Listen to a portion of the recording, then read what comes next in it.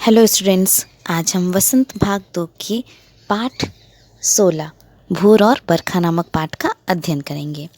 यह एक कविता है जिसे मीराबाई ने लिखा है। भोर और बरखा नामक इस पाठ में 2 पदों का संकलन है।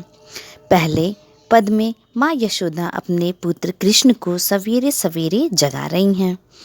कह रही हैं भोर हो गई है। यह बात बताने के लिए वे घरों के दरवाजे खुलने, दही मथने, द्वार पर सुर नर मुनि के खड़े होने, ग्वाल बालों द्वारा शोर और जयकारा करने की बातें बता रही हैं। दूसरे पद में कवित्री ने मन भावन सावन की बदरिया के बरसने, बादलों के उमड़ने, बिजली चमकने तथा शीतल पवन चलने से उत्पन्न मनोरम वातावरण में कृष्ण के आने की खुशी में आनंद मंगल गीत गाने का वर्णन किया है। तो शुरू करते हैं आज का पाठ 16 भोर और बरखा। पहला काव्यांश है। जागो बंसी वारे ललना, जागो मोरे प्यारे, रजनी बीती भोर भयो है, घर घर खुले किवारे, गोपी दही मथत सुनियत है, कंगना के झनकारे, उठो लाल जी भोर भयो है, सुरनर ठाढ़े द्वारे, ग्वाल बाल सब करत कुलाहल, जय जय सबद उचारे, माखन रोटी हाथ महलीनी, गौवन के रखवारे, मीरा के प्रभु गिरधर नागर, शरण आया को तारे। बरसे बदरिया सावन की मन भावन की, सावन में उमग्यो मेरो मनवा, भनक सुनी हरि आवन की, उमड़ घुमड़ चहुदिस से आया, दामनी दमकै झर लावन की, नन्ही नन्ही बूंदन मेहा बरसे, शीतल पवन सुहावन की, मीरा के प्रभु गिरधर नागर, आनंद मंगल गावन की। कुछ शब्दों के अर्थ हम सबसे पहले जान लेते हैं। ललना माने पुत्र, रजनी माने रात, सुनियत माने सुनाई देते हैं, शब्द माने शब्द, उच्चारण माने उच्चारण करना या कहना, गौवन माने गायें, तारे माने उद्धार करना, बदरिया माने बादल, चहुदिस चारों ओर, मनवा माने मन, दामिनी यानी बिजली और झर माने बारिश की बूंदें। पहला पद है हमारा। जागो बंसी वारे ललना, जागो मोरे प्यारे, रजनी बीती भोर भयो है, घर घर खुले किवारे। इस पहले पद्यांश में माता यशोदा द्वारा अपने पुत्र को जगाने एवं भोर के सजीव चित्रण का वर्णन किया गया है। प्रस्तुत पंक्तियों में माता यशोदा अपने पुत्र श्री कृष्ण को जगाते हुए कह रही हैं, हे बंसी वाले मेरे लाल, जाग जाओ, हे प्रिय पुत्र अब जाग जाओ, अब तो रात बीत गई है, सवेरा हो चुका है तथा घरों के दरवाजे खुल गए हैं। गोपी दही मथत सुनियत है, कंगना के झनकारे, उठो लाल जी भोर भयो है, सुरनर ठाढ़े द्वारे। कहती हैं कि गोपियाँ दही मथ रही हैं। दही मथते समय उनके कंगनों से होने वाली आवाज़ सुनाई दे रही है। आगे कहती हैं, उठो लाल जी भोर भयो है, सुरनर ठाढ़े द्वारे।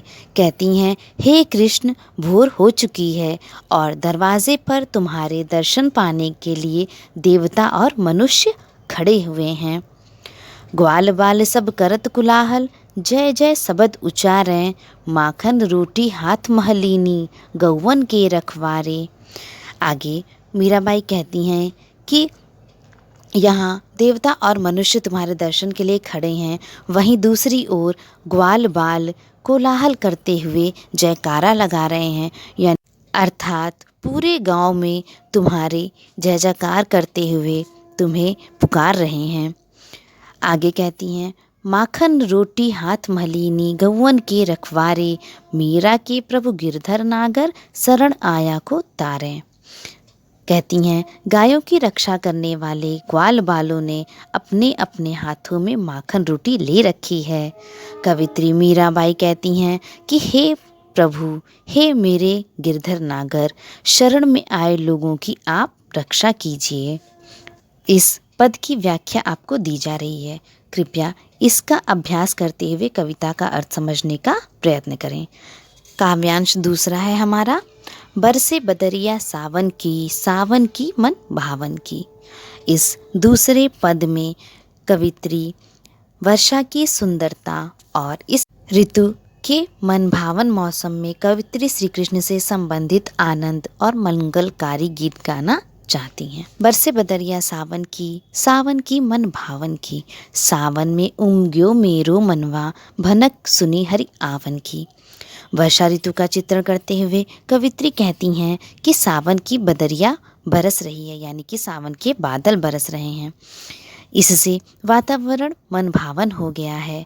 ऐसा सुंदर वातावरण देखकर मन में उमंगें उठने लगी हैं, क्योंकि इस सुंदर वातावरण में श्री कृष्ण के आने की आहट मिल चुकी है। आगे, उमड़ घुमड़ चहुदिस से आया, दामनी दम के झर लावन की। चारों दिशाओं से बादल उमड़ घुमड़ कर आकाश में छाए जा रहे हैं। बिजली चमक रही है और वर्षा की झड़ी लग गई है। यहाँ पर दामिनी से तात्पर्य है बिजली का। कह रही हैं कि बिजली चमक रही है और वर्षा की झड़ी लग गई है। आगे कहती हैं, नन्ही नन्ही बूंदन मेहा बरसे, शीतल पवन सुहावन की। मीरा के प्रभु गिरधर नागर, आनंद मंगल गावन की। आसमान से नन्ही नन्ही बूंदें गिर रही हैं। मीराबाई कहती हैं कि ठंडी ठंडी सुहावनी हवा चल रही है। कहती हैं, हे प्रभु गिरधर नागर, आनंद और कल्याणकारी गीत गाने का समय अब आ गया है। इस पाठ के दोनों पदों का अर्थ हमने समझ लिया। आपको काव्यांश दूसरे का अर्थ भी दिया जा रहा है। इसकी सहायता से आप अर्थ को समझें तथा कविता याद करने का प्रयत्न करें। अब हम पाठ से संबंधित कुछ प्रश्न अभ्यास करेंगे। पहला प्रश्न है, मीरा को सावन मन भावन क्यों लगने लगा? उत्तर होगा, मीरा को सावन इसलिए मन भावन लगने लगा क्योंकि वर्षा ऋतु मन भावन होती है तथा इस मन भावन ऋतु में उनको प्रभु श्री कृष्ण के आने की आहट भी मिल गई है। दूसरा प्रश्न है, बंसीवारे ललना किसे कहा गया है और क्यों? उत्तर होगा, बंसीवारे ललना श्री कृष्ण को कहा गया है क्योंकि वे सदैव मुरली अपने पास रखते हैं और उसे बजाते हुए लोगों को मधुर तान सुनाया करते थे। क्वेश्चन नंबर 3, ग्वाल बाल क्या कर रहे हैं? उत्तर होगा, ग्वाल बाल सवेरे सवेरे उठकर कृष्ण के घर के बाहर खड़े होकर जयकारा कर रहे हैं। क्वेश्चन नंबर 4, भोर और बरखा कविता में श्री कृष्ण को किन किन नामों से पुकारा गया है? उत्तर होगा, इस कविता में श्री कृष्ण को बंसीवारे, लालजी, प्रभु गिरधर आदि नामों से पुकारा गया है। क्वेश्चन नंबर 5, मीरा किस प्रकार के गीत गाना चाहती हैं? उत्तर होगा, मीरा खुशी और कल्याणकारी गीत गाना चाहती हैं। आज का हमारा होमवर्क प्रश्न है, क्वेश्चन नंबर 1, सुबह जगने के समय आपको क्या अच्छा लगता है? 3 से 4 पंक्तियों में लिखें। दूसरा प्रश्न, यदि आपको अपने छोटे भाई बहन को जगाना पड़े तो कैसे जगाएंगे? प्रश्न तीसरा, वर्षा में भीगना और खेलना आपको कैसा लगता है? इन सभी प्रश्नों के उत्तर आप 3 से 4 लाइन में दीजिएगा। अब यहाँ पर क्वेश्चन नंबर 4 है, मीराबाई ने सुबह का चित्रण खींचा है। अपनी कल्पना और अनुमान से लिखिए कि नीचे दिए गए स्थानों की सुबह कैसी होती है। इसका उत्तर आप इस तरह से लिख सकते हैं कि पहला दिया हुआ है गांव, गली या मोहल्ले में। तो सवेरे सवेरे गांव में क्या होता है? गांव में सवेरे गायों को चराया जाता है, पक्षियों के कलरव होते हैं, बैलों के गले में घंटी बंधी होती है, उसकी आवाज़ें आती हैं, मंदिरों में घंटियों की आवाज़ें बजने लगती हैं, फेरी वालों तथा बच्चों की आवाज़ें आती हैं।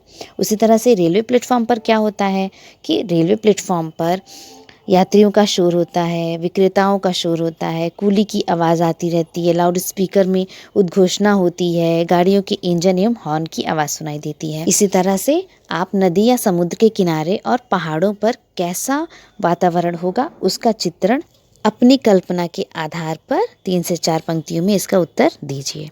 यह पाठ यहाँ समाप्त हो गया। Thank you. Have a nice day.